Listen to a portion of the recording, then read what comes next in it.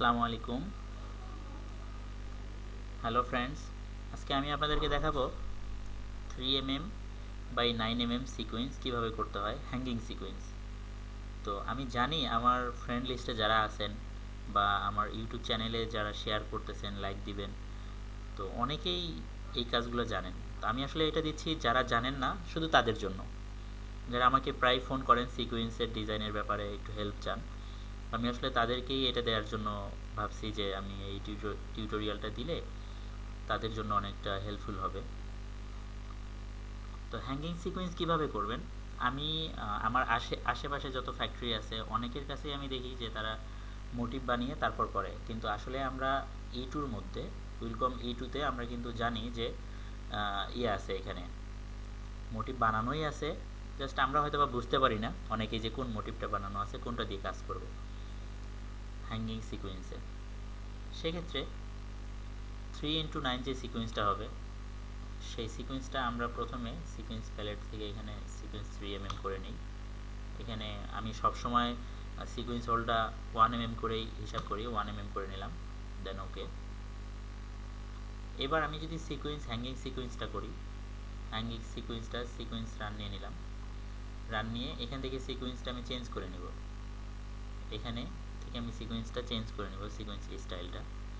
আমরা হ্যাঙ্গিং সিকোয়েন্সের জন্য অনেকেই জানি হ্যাঙ্গিং সিকোয়েন্স হচ্ছে B09/3, এই যে এটা হচ্ছে হ্যাঙ্গিং সিকোয়েন্স।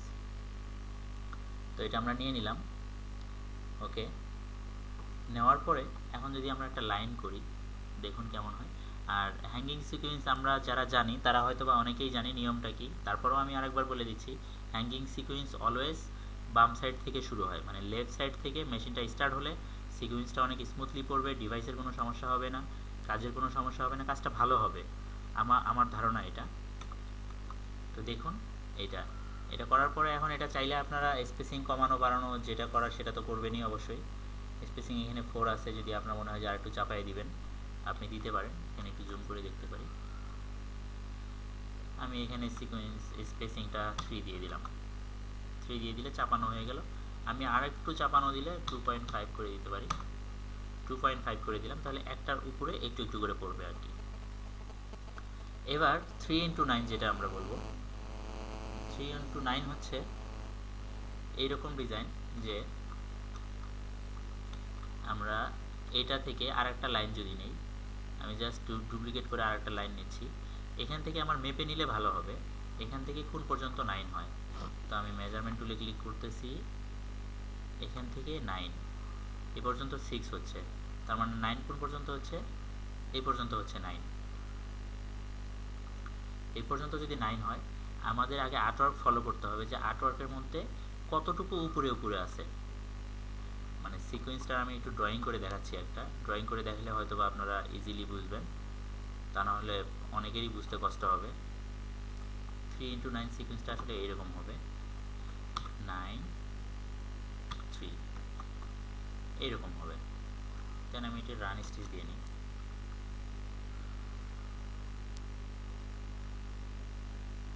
এখান থেকে এই পর্যন্ত যদি 9 হয়, আমি এটা অ্যারো বাটন চেপে, কিবোর্ড থেকে অ্যারো বাটন চেপে এই পর্যন্ত নিয়ে আসলাম। এবার দেখুন, যদি উপরে উপরে না হয়, মানে একটার পাশাপাশি আর একটা হয়, তাহলে এখান থেকে এই পর্যন্ত দিলেও একটু উপরে থাকবে। আপনারা সেটা আর্টওয়ার্ক ফলো করবেন, হয়তোবা কিছুটা সিকোয়েন্স আর একটু নিচে নিচে থাকতে পারে, এইরকম আর কি দেখাচ্ছি আমি, এরকম থাকতে পারে, মানে নিচে যে সিকোয়েন্সটার সুতাটা আছে বা হোলটা আছে, হোলটা যেন দেখা না যায়। অনেক আর্টওয়ার্কের মধ্যে এইরকম আছে, কিছুটা আর্টওয়ার্কে আছে যেটা মানে হোলটা যেন শো করে, হোল শো করলে তাহলে আপনি এটা শো করে মানে আরেকটু উপরে তুলে দিবেন, সেকেন্ড লাইনটা হোলটা শো করতে গেলে এই পর্যন্ত করে দিবেন, দেন কাজটা ভালো হবে আমার ধারণা যতটুকু। এটা করতে পারেন আপনারা, করে তারপর এখন যেটা করবেন, সিকোয়েন্সের স্পেসিং যেরকম দরকার, মানে পাশাপাশি যতটুকু উপরে আছে ঠিক ততটুকু উপরেই দিয়ে দিবেন, তা না হলে ভাইয়ার অ্যাপ্রুভ করবেন না, এটা বুঝতেই পারতেছেন।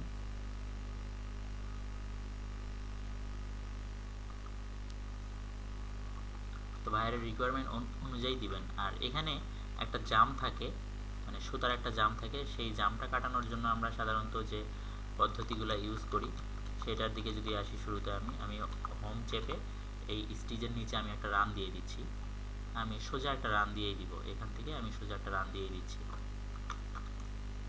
দেখুন আমি কত সহজে কাজটা করতেছি, তাহলে আপনাদের জন্য বুঝতে খুব সহজ হবে। আমি এখানে রান দিয়ে দিলাম, এখান থেকে এখন শুরু হবে স্টিচটা। আর কন্ট্রোল কি চেপে আমি এক লাইনটা কমপ্লিট করলাম, প্রথম লাইনটা। এখান থেকে এখন যদি আমি সোজা উপরে দেই, তাহলে পাশে যে সিকোয়েন্সটা থাকবে সেটা একটু সরে গেলেই নিচে সুতাটা দেখা যাবে। ভালো হয় এখান থেকে আমি ম্যানুয়াল স্টিচ দিয়ে এখানে যাব, দেন আমি এখানে যাব, দেন আমি এখানে একটা ক্লিক করতে পারি, এখানে একটা ক্লিক করতে পারি, এখানে একটা ক্লিক করতে পারি, আর আমি ফাইনালি উপরে ক্লিক করব, উপরে করলাম। এখান থেকে আমি রান স্টিচ নিয়ে এই মাথায় যাব, আবার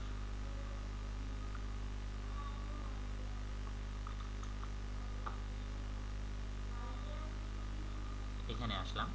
এখানে এসে এখন দেখেন যদি স্টিচটা পড়ে খুব ভালো মতো পড়বে।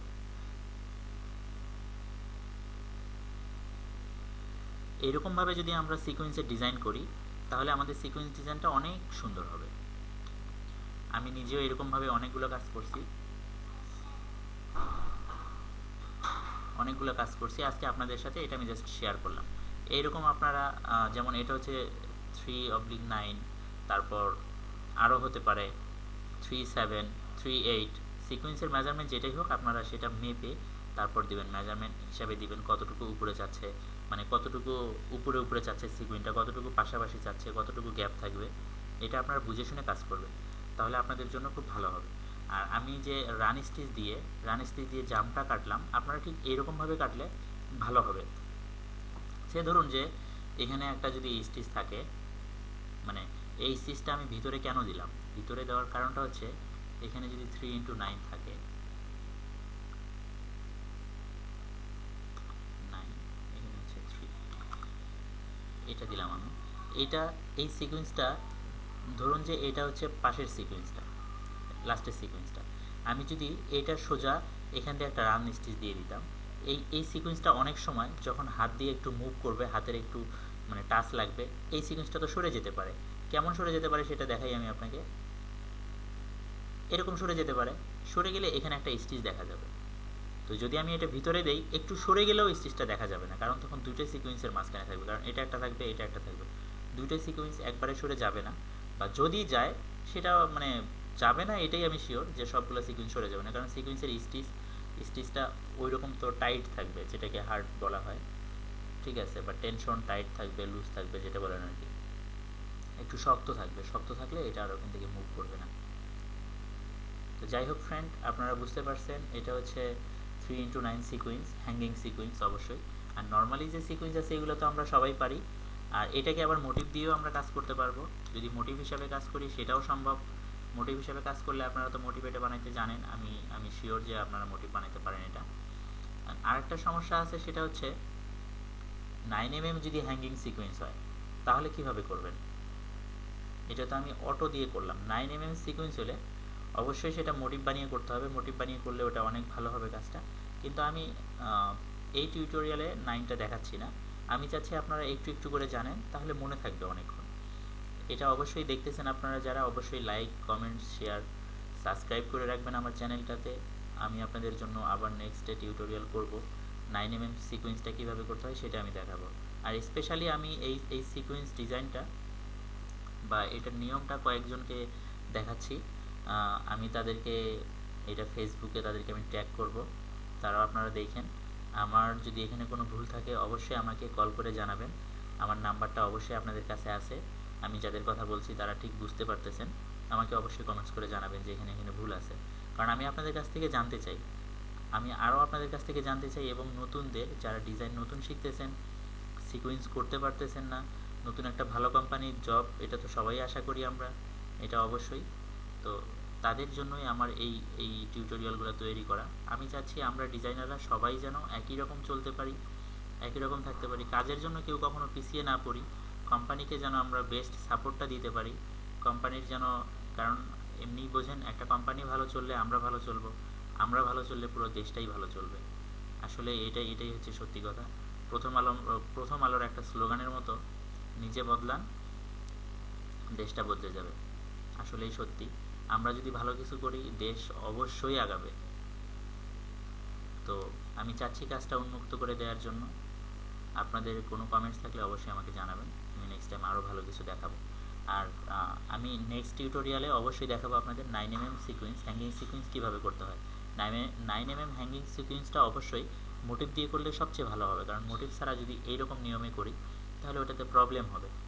আমি 9mmটা অবশ্যই আপনাদেরকে দেখাবো।